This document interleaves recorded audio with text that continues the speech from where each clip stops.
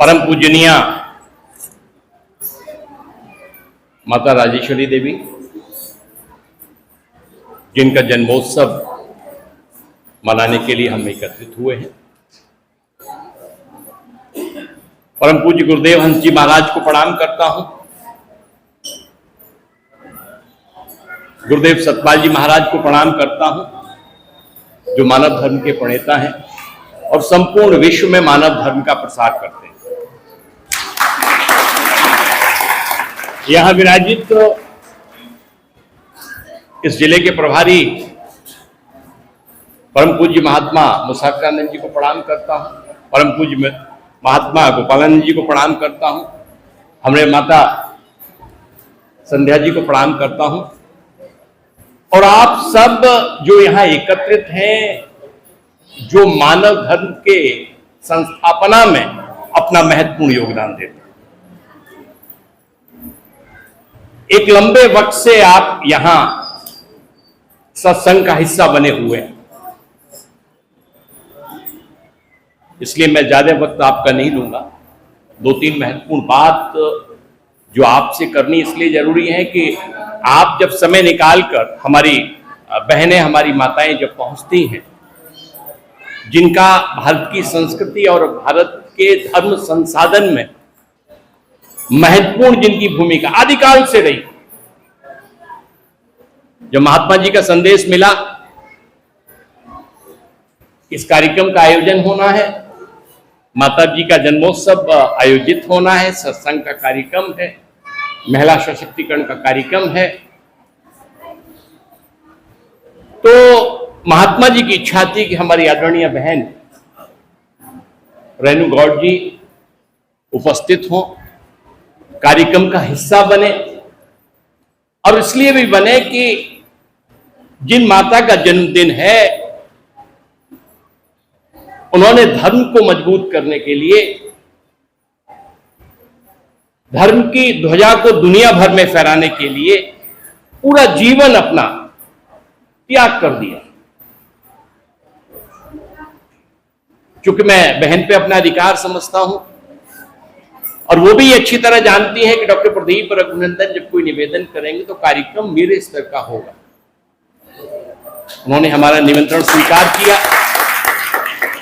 और अभी आप उनका उद्बोधन सुन रहे थे, जिन्होंने आपको बहुत सारे इस विषय से जोड़ा जो आज का सत्संग का हिस्सा है।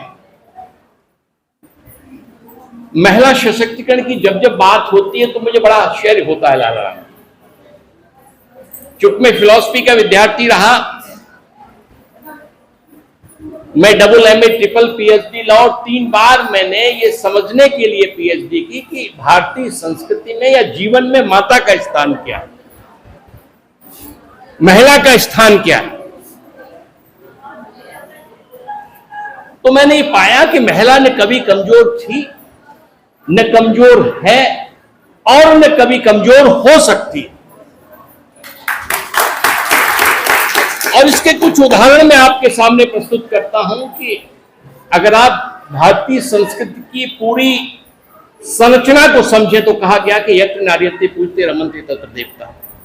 जहां नारी का सम्मान होगा वो समाज सशक्त होगा, वो देश सशक्त होगा, वो संविधान सशक्त होगा, वो राजनीति सशक्त होगी, और वो परिवार सशक्त होगा। क्या आप कल्पना कर सकते हैं कि अगर राजमाता जीजाबाई नहीं होती तो आप शिवाजी का निर्माण कर सकते थे क्या? एक ऐसा शिवाजी जिसने भारत राष्ट्र की सीमाओं के प्रचार और प्रचार के लिए अपनी तलवार पर मुगलों की ताकत को तौल दिया। या तमाम राजा उस औरंगजेब के झंडे के नीचे अपने राज्यों का समर्पण कर रहे थे, शिवाजी ने कहा कि हम अखंड भारत के लिए लड़ेंगे। तो वो वैचारिक प्रधानता राजमाता जीजाबाई की थी। अगर जीजाबाई नहीं है तो शिवाजी की कल्पना करना भी कहा। इसलिए माता का स्थान, स्त्री का स्थान न कभी कम था न कभी कम हो सकता है। एक और उदाहरण आप समझिए, मेवाड़ राजवंश के विनाश का वक्त था। राजपूत की हत्या का षड्यंत्र रचा जा चुका था, लेकिन एक महान मां पन्नाथाई ने अपने पुत्र चंदन का बलिदान किया। जिस स्टेज पर राजपत्र को होना चाहिए था, वहां उन्होंने अपने पुत्र चंदन को ले डाला और मेवाड़ राजवंश के नेतृत्व की रक्षा की। आज इतिहास में जो स्थान है वो अप्रतिम। आज के इस पावन अवसर पर मैं माता के चरणों में अपनी भावांजलि अर्पित करना चाहता हूं और आपसे ये अपेक्षा करता हूं कि जो तथ्य सत्संग के माध्यम से आपने ग्रहण किए, इन्हें जीवन में उतारने का प्रयास करें। सत्संग, शास्त्र, शिक्षा, संगत, ये सुन के अगर आपने कान से निकाल दिए तो इसका आपको कोई लाभ मिलने वाला नहीं। जब तक आप शिक्षा का आचरण अपने जीवन में नहीं उतारेंगे, जैसे अभी बहन जी ने जो पारिवारिक संबंध थे उनके बारे में व्याख्या की, कैसे हमें अपने भोजन पर मिल बैठ के बात करनी है, एक दूसरे की समस्या का समाधान करना है, अपनी सासू मां के साथ किस तरह का व्यवहार करना है, पुत्र के रूप में हमारे क्या कर्तव्य है, पिता के रूप में हमारे क्या कर्तव्य है, भाई के रूप में हमारे क्या कर्तव्य है, एक अधिकारी के रूप में हमारे क्या कर्तव्य है। इन चीजों का अनुसंधान करके जो हम उसका आचरण करेंगे, सिगरेट पीना स्वास्थ्य के लिए हानिकारक है, ये सब जानते हैं, लेकिन जो आचरण नहीं करते वो कैंसर जैसे असाध्य रोग से पीड़ित होते।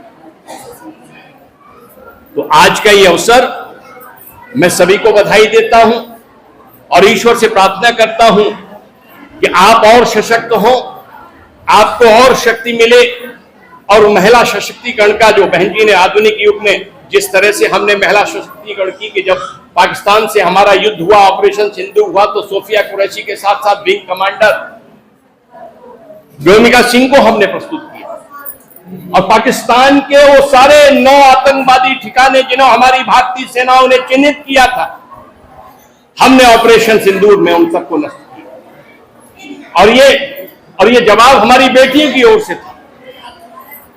तो मैं सभी को बधाई देते हुए अपनी वाणी को विराम देता हूं और आपसे अपेक्षा करता हूं और गुरुदेव को विश्वास दिलाता हूं कि इसी तरह के अच्छे अच्छे कार्यक्रम होते रहेंगे लाला राम जी। और जहां आप मेरी आवश्यकता महसूस करेंगे, मैं तो 1998 बल्कि 95 से पहला सत्संग मैंने अटेंड किया था सहावर में। आदरणीय देवीशरण जी सब लोग जानते होंगे, उनके द्वारा मुझे ये अवसर मिला और उसके बाद कुछ ऐसी कृपा हुई कि कई बार गुरुजी के साथ दिल्ली, पंजाबी बाग में, हरिद्वार में, अभी कल ही मैं जाऊंगा तो परसों देहरादून में उनके आवास पर मेरा अपॉइंटमेंट फिक्स है। मैं महाराज जी से, सतपाल जी महाराज जी से मिलूंगा, कुछ राजनीतिक, कुछ सामाजिक और कुछ धार्मिक चर्चा करूंगा और मैं उसको ज्यादा ग्रहण करने का प्रयास करूंगा। और जब भी मैं पहुंचता हूं तो जो हमारा प्रेम नगर आश्रम है उसमें गुरुदेव वहां रुकने की व्यवस्था कराते हैं। तो यही सब चीजें आगे बढ़ती रहें, अच्छी चीजें सीखिए, अच्छी चीजें करिए और अध्यात्म को अपने जीवन में उतारिए। भारत माता की, भारत माता की, भारत माता की। धन्यवाद।